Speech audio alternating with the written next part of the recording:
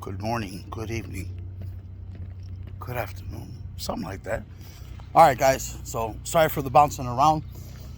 Apparently, we've got a couple of issues overheating. I'm going to share my experience and see if this coincides with what has happened to you. First and foremost, she's back, rebuilding, new turbos. I'm going like this, you know what I mean? Okay, all jokes aside. So, we'll get into the story of the both Tauruses. Right now is not that time. I am going to go over what your possibilities are. Right? So, SHO is overheating. You're like, holy shit, I'm in the middle of traffic. It's hot. You pull over, you shut it off, you wait maybe 5 minutes. You turn it back on. Depending on the weight will determine what you're going to see.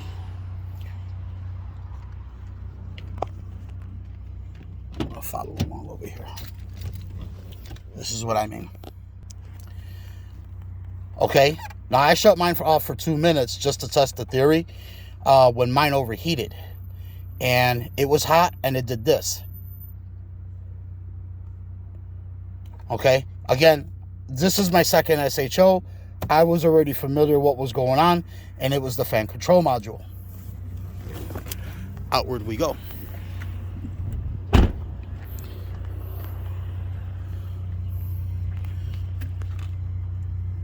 There is said fan control module. It is held in this way with the one screw there. Now, that was my experience. It's an Amazon part. I'm not blowing $300 over at O'Reilly's for this shit. The car's getting old. Oh well. So far so good. I've had it on there for about 2-3 weeks. Had no issues. Again, Amazon part. That's what happened to me. My fan control module was on its way out. Again, it was the OEM one that was in there. I had a spare OEM. I took that one out. Brand new. No issues. However, Son's SHO, again, we'll get to his when we cross that bridge. He had the same thing. Luckily enough, he had his old fan control module in the trunk of the car. The mechanic left it in there. We took it. I had him unplug it, plug the old one back in, leave it dangling. Everything was fine. So I'm like, well, what the hell's going on? So we left the OEM one in it to see if it would replicate, and it replicated. Talked to the mechanic. He's like, hey, now that you're here, I want to elaborate on what I found. That plug. He said, you might have a faulty plug. Say less. Might. We wanted the car back. We were in a situation where we really needed the car back, so we got a car back. Now, what ended up happening is my son was in the garage, and he calls me up. He goes, I figured it out. I said, what is it? He said, it's the plug.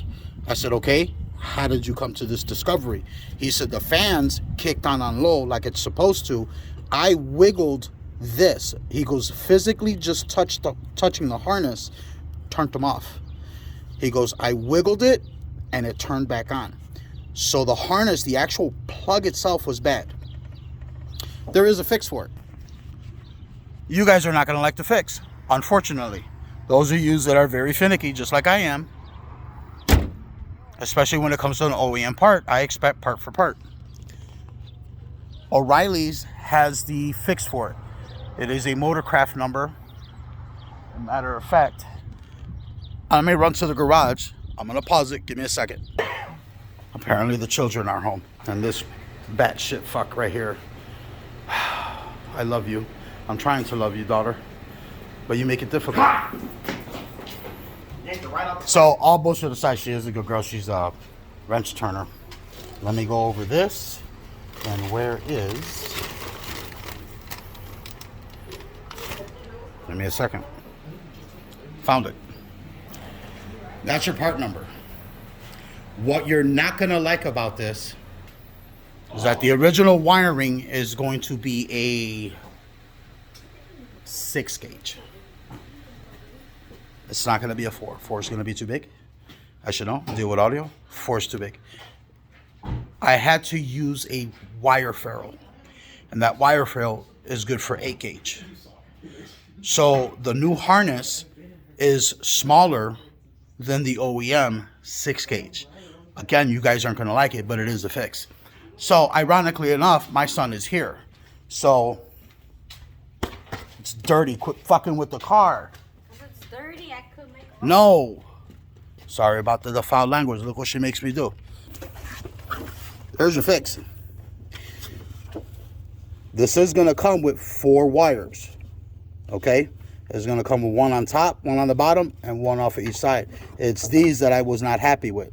But again, we may do what we had with what Motorcraft decided to re-engineer. Why they decided to go with a smaller cabling is beyond me. Again, I'm not an engineer. I don't make 6 figures a year to fuck things up. Sorry for the foul language.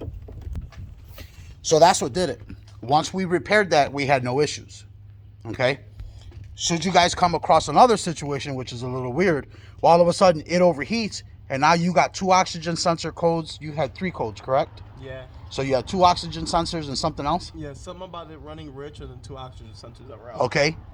You already heard that. So that's to the whole top of the engine getting hot and it malfunctioning, basically taking the calibration off of everything. The mechanic be like, oh, you don't know what you're talking about. Listen, we cooled it. No more check engine light. So, again, you guys are going to have your overheating problem. I'm trying with this one. I really am. The Lord is testing me today. So, you're going to have 2 heating issues. Either it's going to be because of the module or it's going to be because of the harness. Possibly both. I would recommend, per your, however you guys want to do it, buy the cabling and buy the module. But again, if you touch that harness and it clicks on and off, I bet you I threw it away. I can almost guarantee I tossed it. Yeah, I inspected the harness and the plug, and to my surprise, I couldn't find anything. The only thing that I can think of is that the pins wore out. What blows my mind is that plug just sits there. That's it. It don't move. It don't do anything. So that's what I was taken aback on. However, per the post, everyone's like, well, it's the module, it's the plug, it's this, it's that. Pump the brakes. Take a look at it. If your gauge is doing that, let's just say after 2 minutes, you sit after 2 minutes. After 2 minutes, these motherfuckers, holy fuck. My God. Kids, I'm so sorry. Sorry for the potty mouth. They bring it out of me. So if it's doing this, again, my life experience was the module. Just so happens that in my son's car, we just so happened to change the module and it was still overheating. It was the plug. So again, take a look at it. If you're in low speed and you wiggle the harness or you wiggle that plug, be on the plug, and it shuts off, it's your plug. But do keep in mind, these cars are getting old. Change it out. I will cover the fuel pump control module later on. So, and we'll take a look at that and we'll see what the fix is for it, because there's an actual fix, to my surprise. We'll cover that another time. All right. Hopefully this all helps. Again, fan control module and that plug. When you guys embark on this, on that, it'll come with the plug and it'll come with butt connectors and heat shrink. The butt connectors only serve the purpose of the cabling there. What you're going to end up doing when you take the plug out, before you snip everything, make sure you disconnect the battery, please. Disconnect the battery and then very carefully snip about that far away from the original plug to give yourself enough wiggle room with cabling. And then match.